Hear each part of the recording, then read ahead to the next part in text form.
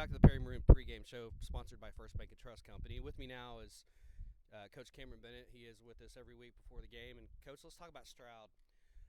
They took Colby completely out of the game. That's what they really planned, and they had a good plan for him.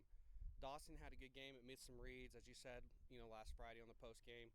Assess that game overall and what you guys talked about when you went over the film.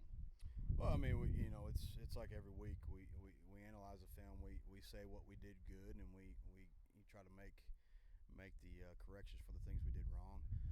Obviously, we lost, so I put that blame on me. Obviously, I'll take the blame when we lose because obviously I'm the head coach. But when we win, it's the kids won. So I'll take complete blame for that. Obviously, it'd be nice to won. It'd be nice to be 3-0. But it's like I told the kids right now, we're 0-0. Districts is what really matters the most, and we're ready. We just gotta we gotta be mentally prepared for tonight and cut down on our mental mistakes.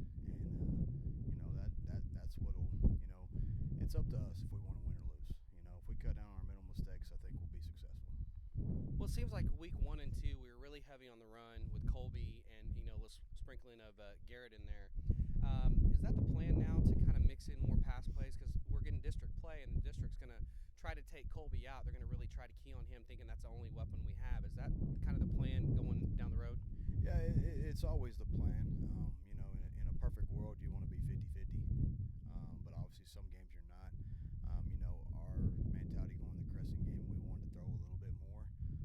Obviously, the scoreboard affected that. So obviously we didn't want to really act like we're trying to run up the score, and and that's some of the key for game 2. Game 1 we just wanted to keep it balanced more or less.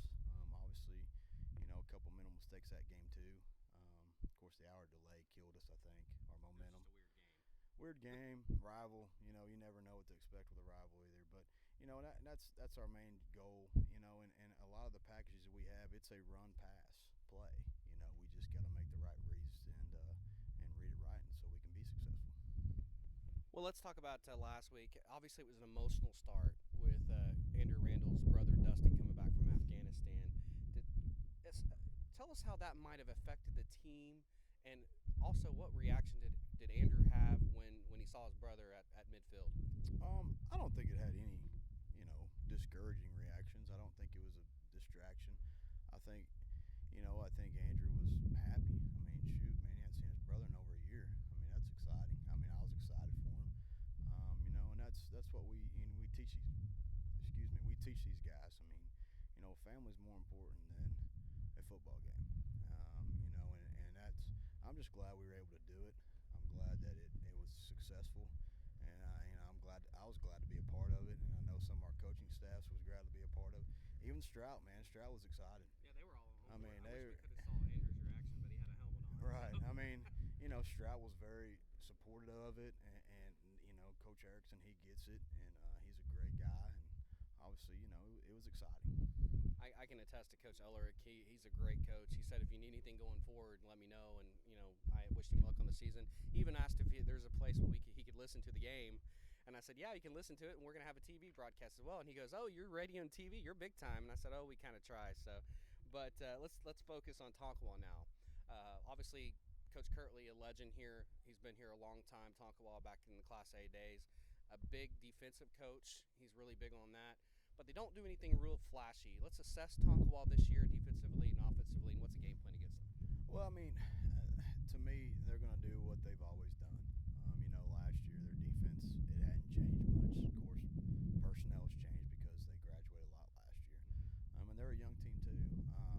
Offensive-wise, they've actually put in a little bit more gun. Last year, I don't think they did any gun at all. Not against us. They're more two-back, let's run it down your throat. And they're still going to try to do that too.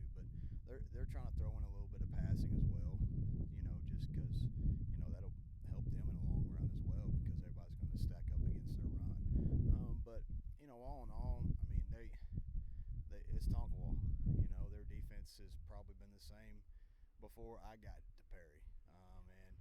And it still is. I mean, those kids aren't very big, but, man, they play hard. I mean, he gets them to play hard. And obviously that's what makes you a good coach if you can get kids to play hard for you. And he some of the film, the guy that's most dangerous to me offensively is the quarterback, Alexander. It looks like he can get out of the pocket, and when he gets out of the pocket, he's kind of a force to be reckoned with. Is that the game plan to keep him contained, make him step in the pocket, and not let him get on the corners? Yeah, we worked a lot of the scramble drill this week, just because I mean he is he's more dangerous when he starts scrambling, and he's a good little athlete, and that's one thing we emphasize this week. I mean, obviously is some of their passing stuff, some of their formation stuff because they get in a lot of different formations, but we also we emphasize the scramble drill, which will help our guys to hopefully be successful against when he does scramble. Well, now let's talk about the keys to the game tonight to get the first victory in district. Go 3-1 on the year. Give me 3 keys to tonight's game to get the victory against the Buccaneers. Obviously, play good defense, and so far we have this year. We just need to stay with it and keep it up. Obviously, cut down the mental mistakes, offense and defensively still, because we still had some mental breakdowns on defense last week. But obviously, cut down on those and ball security. I mean, we gotta hang on the football, and we gotta create some turnovers too, because that always helps too when you win that turnover ratio.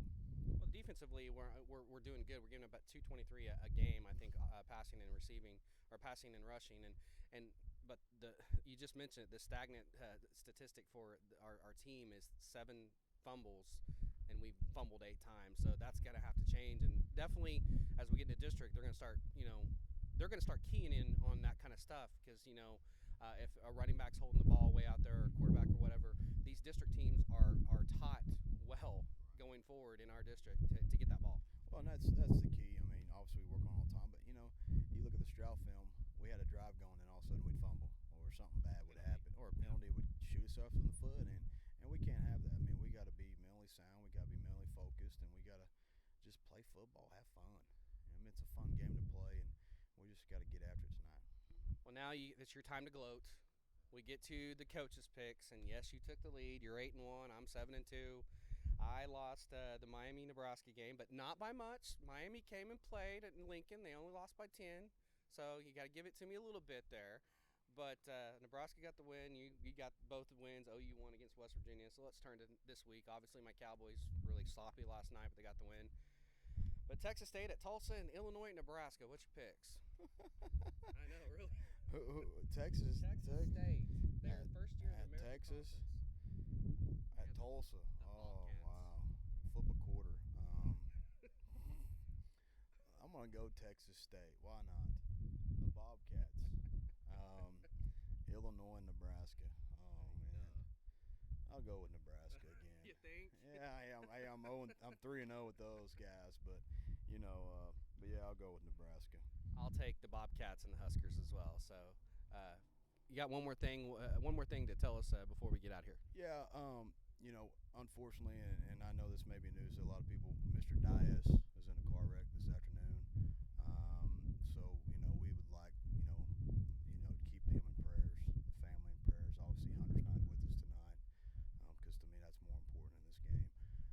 So, if we could just keep his family and those guys in prayers, it'd really help. Well, definitely, you're going to have all the prayers in the world with this community behind you, Perry. We do everything. We're family.